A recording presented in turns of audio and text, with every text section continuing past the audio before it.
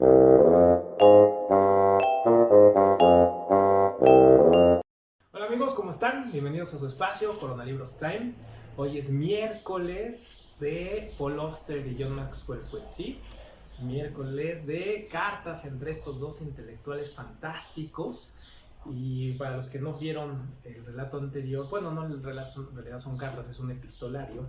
Les platico brevemente el origen de este libro que se llama Cartas aquí y ahora, 2008-2011, entre Paul Auster y Coetzee, dos de los grandes intelectuales contemporáneos que se conocían por su obra, pero no se conocían físicamente sino hasta 2008. Y Coetzee le propone a Paul Auster establecer esta dinámica de cartas consolidada en este libro, y que es un agasajo de inteligencia, de análisis, de profundidad, de sensibilidad sobre diversos temas: deportes, política, amistad, literatura, cine. En fin, este libro es delicioso poder participar de la conversación de estos hombres tan brillantes. Y escogí estas cartas, una carta fechada el 12 de enero de 2010 que le dirige Coetzee a Paul Auster. Paul Auster a John Maxwell Coetzee. Querido John, la otra semana, en la cena de Navidad, pregunté a los miembros más jóvenes de la familia, de 7, 10 y 15 años, si encontraban molesto el hecho de verse obligados a comer lo mismo todos los años, sin variación alguna, y todos contestaron que les encantaba, que la repetición era lo que hacía esa cena tan agradable y que todos los años la esperaban con gran entusiasmo. El consuelo del ritual, un rito en el que la religión no desempeña papel alguno, el consuelo de la liturgia familiar. Siri, que hizo la cena en nuestra casa, se olvidó de preparar una de las tradicionales ofrendas. Lombarda hervida, que me atrevería a afirmar nadie del clan Husbeth come salvo Navidad. Cuando al fin se notó la ausencia de ese plato, se oyó un lamento general en torno a la mesa. Siri se disculpó por su olvido y prometió estar más atenta el año que viene. Parecería que hasta el último detalle tiene su importancia. Críticos, tienes razón. Para un novelista sería fatal responder públicamente a una crítica malintencionada. En los últimos años, sin embargo, me he enterado de dos incidentes de ese tipo, ninguno de ellos consistente en un intercambio de cartas. El octogenario Norman Mailer dando un puñetazo en el estómago a un crítico por hacerle una crítica desfavorable, y Richard Ford escupiendo en la cara a un novelista más joven que había escrito un vomitivo artículo de mala fe sobre su último libro. Mis simpatías estaban con el que dio el puñetazo y con quien lanzó el escupitajo, probablemente porque tengo demasiados buenos modales para escupir o dar un puñetazo, por muchas ganas que haya tenido alguna vez de hacerlo. Hace 20 años se me presentó la ocasión, pero fui incapaz de aprovecharla.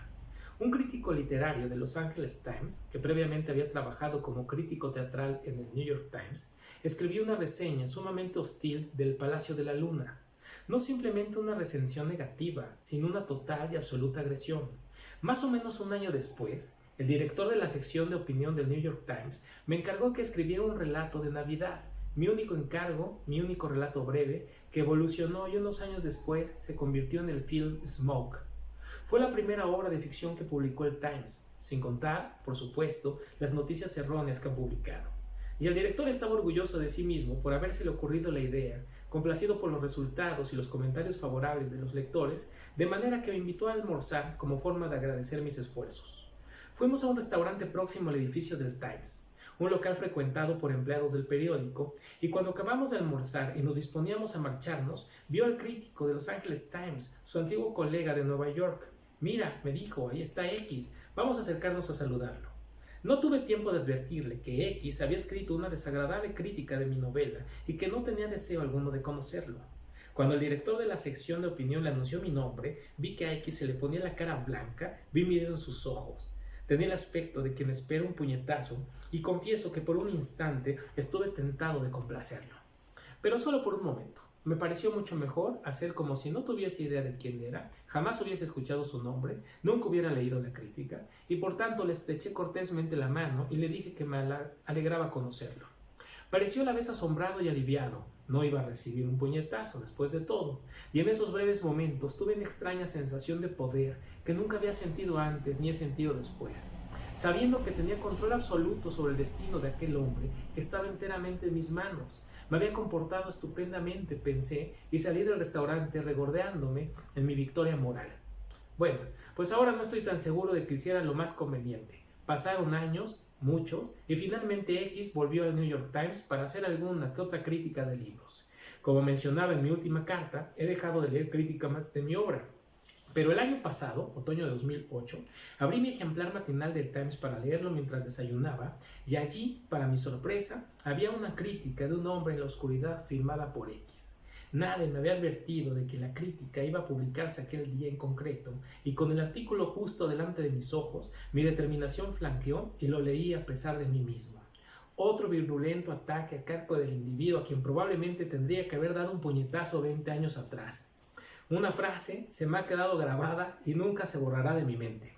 Paul Auster no cree en los valores tradicionales de la ficción. ¿Qué demonios significa eso? Suena a algo que diría un político de derechas en campaña electoral. En alguna parte, de algún modo, he llegado a saber que nuestros cumpleaños caen dentro de la misma semana. El mío es el 3 de febrero y el tuyo, según creo, el 9. Si no me equivoco, un hito importante acecha a tu inmediato futuro y te envío mis mejores y más afectuosos deseos desde el otro lado de los mares. Sospecho que no eres de los que dan mucha importancia a esas cosas, pero me pregunto si Dorothy te está arrastrando a una especie de celebración o si dejarás que pase el día sin alboroto alguno. No se trata de una pregunta personal, me interesa saber por qué algunos somos activos partidarios de celebraciones y rituales, por ejemplo, Cyril y Navidad, y otros no. Hace unos días que hemos regresado de España y Francia y más o menos nos hemos vuelto a adaptar al horario de Nueva York. Mucho frío allí, mucho frío aquí. Y, según parece, mucho frío en Australia también. Ya estoy deseando que llegue la primavera. Muchos recuerdos, Paul. Y esta es la contestación que hace Coetzee a Paul Auster y la fecha el 19 de febrero de 2010. Sé que no eres un habitual de salones literarios, pero sí que vives en una metrópoli cultural y por tanto estás condenado a cruzarte de vez en cuando con la gente que reseña tus libros. Yo, por otro lado, corro un riesgo muy pequeño de encontrarme con la clase de persona que se gana la vida diciendo cosas ingeniosas a expensas de los demás y por consiguiente, a diferencia de ti, nunca he tenido que refrenarme de pegar un puñetazo a uno de ellos en la nariz. Siendo tan susceptible como soy, al menos en mis asuntos cotidianos, siempre me ha desconcertado el hecho de no tomarme fatal las malas críticas. Me desconcierta ese hecho, pero no lo bastante como para hacerme indagar a qué se debe. No vaya a ser que de pronto pierda ese caparazón tan útil. La incapacidad de molestarme por lo que dicen de mí los demás, y al contrario, la incapacidad de simpatizar del todo con la gente que se molesta, es, me temo, la debilidad fundamental del libro que publiqué en 1996 bajo el título Contra la censura. ¿Por qué se ofende la gente con los insultos a su religión, o a su país, o a su raza, o a sus criterios morales? Me pregunto en él. ¿Por qué no se limitan a encogerse de hombros y seguir con su vida?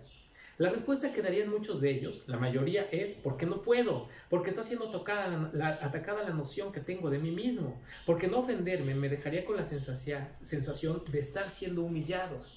Estoy seguro de que en casos excepcionales hay una pizca de verdad irreductible en una reacción como esta. Pero mi instinto y mi preferencia, tanto ahora como cuando escribí contra la censura, ha sido considerar que esa reacción es la tapadera de un impulso de respuesta que la parte ofendida casi nunca quiere confesar, el espíritu beligerante, las ganas de una buena trifulca. Una razón que hace posible que no me haga mella lo que dicen los críticos es que jamás he tenido que depender de mis libros para ganarme la vida. Hasta que me retiré de la enseñanza, no hace mucho, tenía un sueldo académico que me daba para vivir holgadamente. Me podrían haber zurrado todos los críticos del planeta, las ventas de mis libros podrían haber caído hasta cero y no me habría muerto de hambre. La parte más fea del mundo de las letras, las animadversiones, las lisonjas, las puñaladas por la espalda y esas cosas, vienen de una necesidad, a veces desesperada, de ganarse precariamente la vida. En todo caso, felicidades por tu paciencia y un abucheo para el crítico en cuestión por no aprender la nobleza de tu ejemplo.